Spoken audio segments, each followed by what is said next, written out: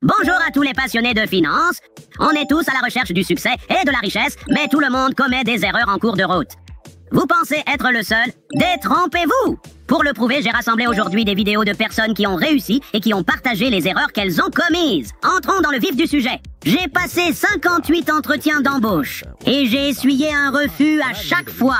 Aujourd'hui, je sais pourquoi, mais à l'époque, c'était dévastateur. Quelle était la raison? Si quelqu'un pense qu'il est meilleur que la personne qui lui fait passer l'entretien, ça se voit.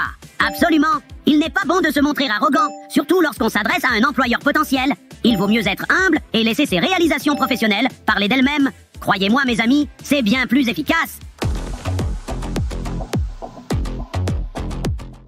Les erreurs ne concernent pas seulement le comportement.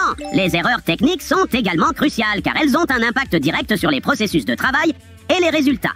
Alors, regardons la vidéo suivante, retenons-la et, mieux encore, prenons des notes. La plupart des entrepreneurs, si vous regardez ça, je n'ai jamais vu une entreprise qui suive les projections du tableau Excel.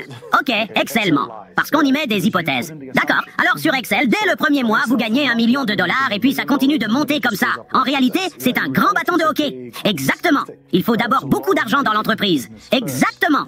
Avant de pouvoir produire quoi que ce soit. Et ce que beaucoup d'entrepreneurs ne comprennent pas, c'est que c'est aussi le moment où l'on travaille le plus. C'est donc un élément constitutif du monde du travail d'où l'on vient. Parce que dans le monde du travail d'où vous venez, vous travaillez et vous êtes payé. On est payé, d'accord. Ici, vous travaillez et vous payez. Je ne suis pas sûr de tout ça. Une réflexion intéressante. De mon point de vue, les feuilles de calcul devraient être utilisées davantage pour le suivi et l'établissement de rapports que pour la planification. Après tout, Excel est très pratique. Sans lui, je ne saurais pas combien de graines de tournesol j'ai en stock. Hé hé.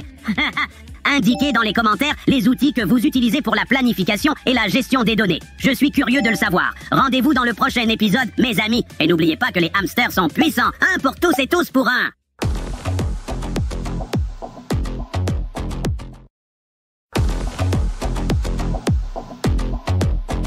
Salut, cher PDG et amis hamsters.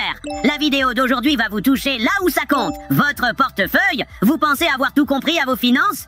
À votre place, je n'en serais pas si sûr. Que vous utilisiez votre carte de crédit tous les jours ou que vous soyez coincé dans des routines qui détruisent votre richesse potentielle, je suis ici pour secouer les choses et vous faire profiter d'une sagesse de la taille d'un hamster.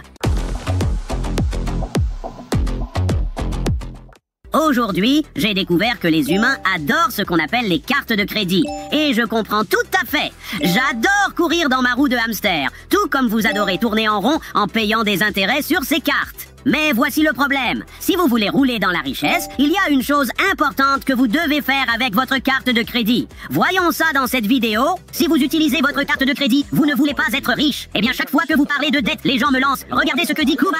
Regardez ce que dit Kuban. Et vice versa. Donc, coupez votre carte de crédit. Si vous utilisez une carte de crédit, vous ne voulez pas être riche. Oui, comme cette réplique. C'est une bonne réplique. C'est ma réplique préférée. Je la dis aux gens tout le temps. Ensuite, les gens me demandent, eh bien, quel est le meilleur endroit pour investir? Je dis, le meilleur endroit pour investir, c'est de rembourser toutes vos cartes de crédit et de les détruire. Parce que votre carte de crédit, vous savez quel est votre rendement, n'est-ce pas? Si vous vous en débarrassez, vous savez, vous payez 15-20% d'intérêt d'une manière ou d'une autre, et si vous réduisez ça, vous venez de gagner 15 ou 20%. Hein? Les amis, je vous l'ai dit 100 fois, et Forbes 400 des personnes les plus riches d'Amérique du Nord, lorsqu'on leur demande quel est le moyen de construire sa richesse, quel est le moyen numéro 1 de construire une richesse, 75% des personnes riches, pas votre beau-frère fauché qui a une opinion, mais des personnes riches répondent « Débarrassez-vous de vos dettes et restez sans dette ». Ouais, parce que cela vous donne le pouvoir sur votre plus grand outil de construction de richesse, qui est votre revenu. Couper ma carte de crédit, ça ne va pas arriver, monsieur. Je veux dire, je comprends que s'endetter, c'est mauvais, mais vous me dites que le secret pour être riche, c'est de brûler la seule chose qui m'aide à acheter de nouveaux encas brillants.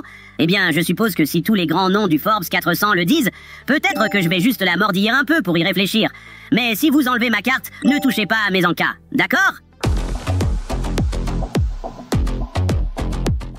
Laissez-moi vous dire une chose, les hamsters. Les habitudes sont un peu comme les jouets de tunnel. Certains vous mènent là où vous voulez aller, et d'autres vous laissent coincés dans un coin à ronger votre litière pendant des jours, parce que votre propriétaire ne peut vous trouver nulle part. Quoi qu'il en soit, voyons pourquoi certaines de vos habitudes quotidiennes pourraient vous empêcher de gagner gros.